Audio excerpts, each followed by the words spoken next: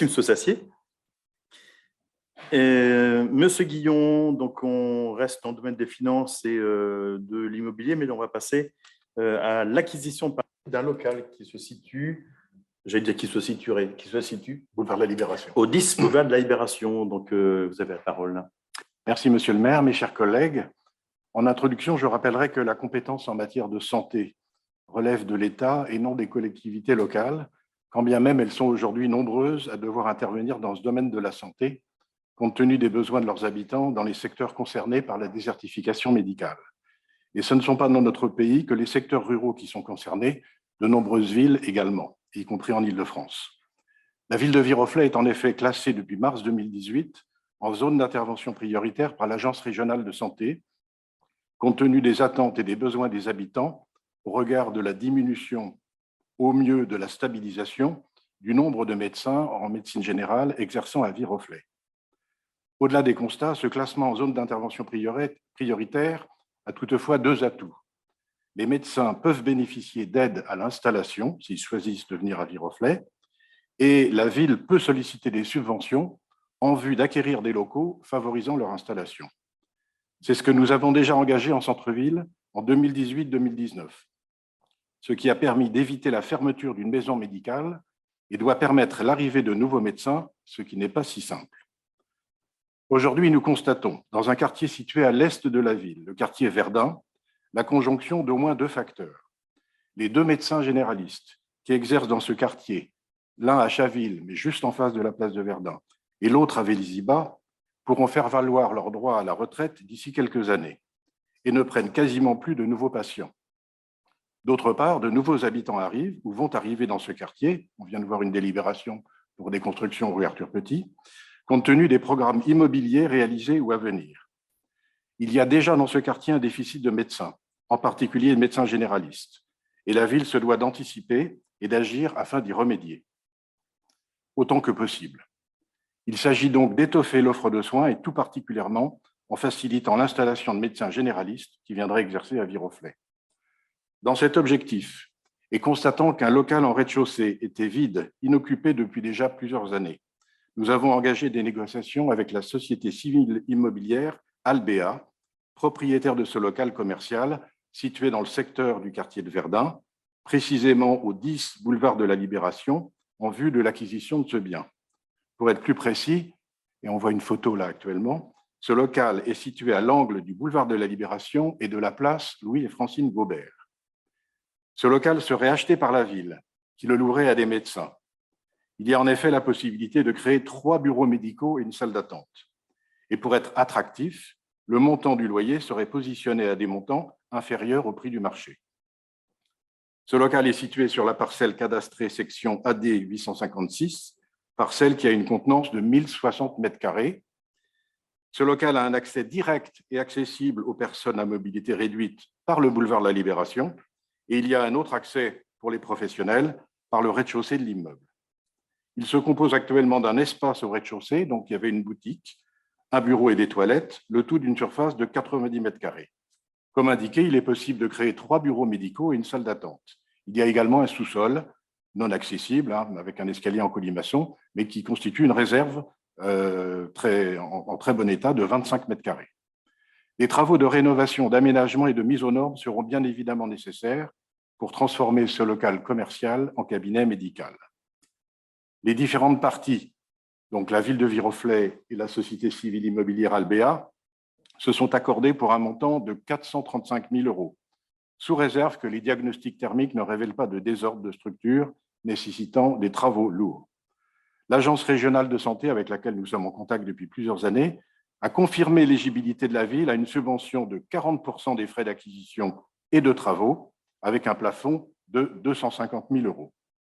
Il est donc proposé au conseil municipal d'approuver l'acquisition de ce bien pour un montant de 435 000 €, d'autoriser Monsieur le maire à solliciter toute subvention au taux maximum pour cette acquisition et pour les travaux d'adaptation, de désigner l'office notarial SELARL Noteract Viroflay pour rédiger les actes notariés et d'autoriser Monsieur le maire ou son représentant dûment habilité à signer l'ensemble des documents et actes afférents à cette acquisition à l'amiable. Merci, Monsieur Guillon. C'est Vincent Guillon qui la rapporte parce que même s'il est adjoint aux élections, à l'événementiel, à la communication, c'est aussi lui qui se charge des discussions avec les médecins et potentiellement en fait le bâti nécessaire à ces différentes opérations. Voilà. Juste le slide qui vous est présenté parle de 1060 mètres carrés. Ce qui a été dit par Vincent Guillon, c'est la parcelle cadastrale qui fait 1060 mètres carrés. Vous avez compris que c'était 90 mètres carrés dont était question et un sous-sol de 25 mètres carrés. Y a-t-il des demandes, des questions, Monsieur Florence et Monsieur Ozoris? Monsieur Florence. Oui, Monsieur le maire, chers collègues, l'acquisition de ce local en vue d'améliorer l'offre de santé dans le quartier de Verdun est tout à fait positive. Elle répond à une demande fréquemment formulée par les viroflésiens. Le local est bien situé, il est de plein pied et pour ces raisons, nous voterons favorablement pour cette acquisition. Cependant, vous projetez de louer ce local à des médecins, c'est un projet qui se rapproche sensiblement de celui qui a été mené avec le cabinet Marivel. Nous souhaiterions que la ville étudie l'opportunité de créer à cet emplacement une maison de santé. En effet, dans ce quartier qui est partagé entre Viroflay, Vélizy et Chaville, comme le relevait, l'offre de soins est insuffisante. La participation des villes voisines à ce projet permettrait d'envisager cette création et de plus, elle permettrait de faciliter la vie quotidienne des médecins, par exemple pour des remplacements plus aisés, pour des horaires plus raisonnables, ce qui est aujourd'hui recherché par les jeunes médecins.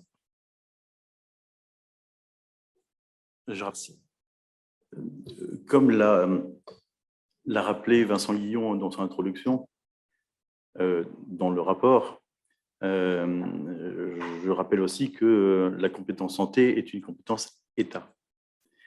Et donc, on est en train progressivement de refiler discretos une compétence aux collectivités qui n'est pas de leur ressort. Alors, on comprend qu'il y a un besoin et c'est essentiel de pouvoir répondre aux besoins. On ne va pas se substituer ni à l'ARS, ni au corps médical, ni aux syndicats de médecins et autres. Si les médecins veulent créer une CPTS, pour l'instant, personne n'est venu me voir pour en créer une. Hein. Donc, il y en a une à Versailles, pourquoi pas? Mais après, je crois qu'il faut aussi que chacun fasse le travail qui est le sien. Parce que forcément, animer des réseaux, ce genre de choses, ça nécessite forcément pour la ville du temps à passer, donc du personnel à mettre dessus, et donc forcément des finances. Alors vous allez me dire, peut-être que les 1 000 € qu'on a oubliés à la fêtation foncière, on aurait pu les imputer là-dessus. On pourrait les imputer sur d'autres choses aussi. Voilà, donc je crois que on fait cet effort en fait de pouvoir acquérir ce bien. Et quand je dis cet effort, c'est un effort parce que c'est pas rien. Il va falloir faire les travaux dedans aussi. On espère pouvoir avoir les subventions de l'ARS, mais pour ça, il faut déjà avoir au minimum un médecin qui se soit porté volontaire pour aller dans ce lieu. On y travaille. Vincent Guillon y travaille. Et donc, voilà, et tout ça est quelque chose d'horriblement complexe et je ne m'attendais pas, il y a ne serait-ce que 5 ans, en fait, à devoir me mettre sur le sujet et à devoir faire en sorte que les élus municipaux s'y mettent aussi. Voilà, je vais laisser Vincent Guillon compléter, notamment sur la question des centres de santé. Vous, Monsieur Florence, vous évoquiez la question des centres de santé où les professionnels de santé sont salariés. Alors, effectivement, il existe dans notre pays à peu près 2000 centres de santé dans certaines villes, dans certains départements. Le département de la Saône-et-Loire, par exemple, a été pilote dans ce domaine. Et puis, il y a plusieurs villes, Malakoff, pas très loin d'ici. Et d'ailleurs, avec Monsieur le maire, on est allé rencontrer le directeur du centre de santé de Malakoff, qui est également le président de l'Union syndicale des centres de santé, pour bien se documenter sur cette question des centres de santé. Moi, j'aurais envie de vous dire, ce n'est pas d'actualité pour Viroflay aujourd'hui. Ça le sera peut-être demain, mais ce n'est pas d'actualité aujourd'hui. Pourquoi? Aujourd'hui, quand se crée un centre de santé dans une ville ou dans un département, c'est vraiment en dernier recours. C'est parce qu'ils sont en déficit extrêmement grave et urgent. Ils ne trouvent pas de médecins libéraux. Et ils ont moins de difficultés, effectivement, parce que c'est une tendance aujourd'hui, à trouver des médecins qui sont souvent des jeunes femmes, celles qui sortent effectivement des universités, qui sont peu nombreux à être formés, eh bien, qui préfèrent un poste salarié. Donc, ils arrivent à trouver quelques médecins salariés. Mais c'est vraiment un dernier recours, dans la plupart des cas, pas toujours, mais dans la plupart des cas, pour répondre à une désertification médicale qui est particulièrement aiguë. Dans les Yvelines, vous avez la ville, Mantes-la-Ville, qui a 20 000 habitants et qui n'a que 4 médecins généralistes. Donc là, on est dans une situation qui est effectivement extrêmement tendue. Mais qui dit praticien salarié dit employeur. Et donc, c'est là qu'il y a de la complexité. Parce qu'il faut une structure employeur, il faut un projet de santé, il faut une structure employeur, et il y a aussi des effets de seuil. C'est-à-dire que le docteur Eric May nous avait bien expliqué qu'un centre de santé ne peut être viable économiquement, et encore quand on dit viable économiquement, c'est sans les frais de locaux.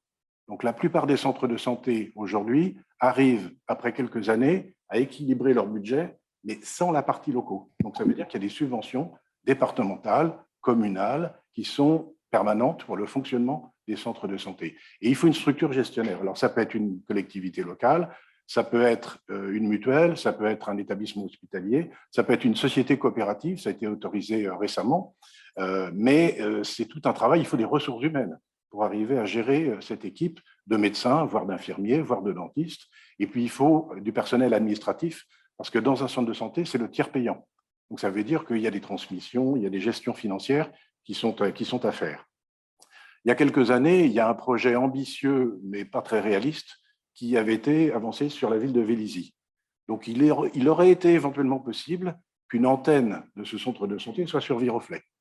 D'ailleurs, on voit dans le département de Saône-et-Loire, que je connais un petit peu, eh bien, il y a des centres de santé dans les villes moyennes, et puis dans les petites villes, ce sont des antennes.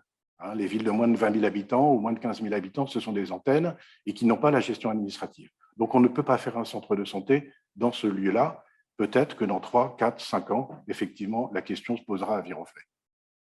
Merci pour cette réponse tout à fait complète. Donc, évidemment, nous restons, vous voyez qu'on connaît le sujet, nous restons à l'affût en fait de ces questions-là, de ces opportunités-là.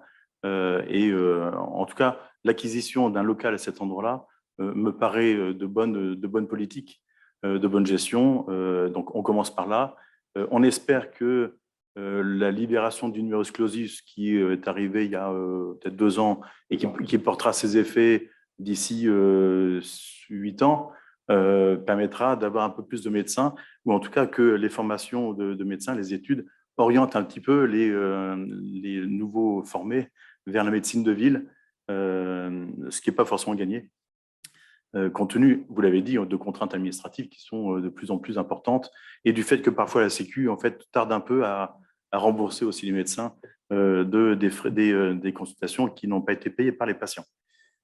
Voilà, je vais fermer la parenthèse. Donc, c'est un sujet qu'on garde, qu'on a en tête. Il est très bien suivi par Vincent Guillon et par les services, bien évidemment. Et donc, nous avançons dans ce domaine-là. Donc,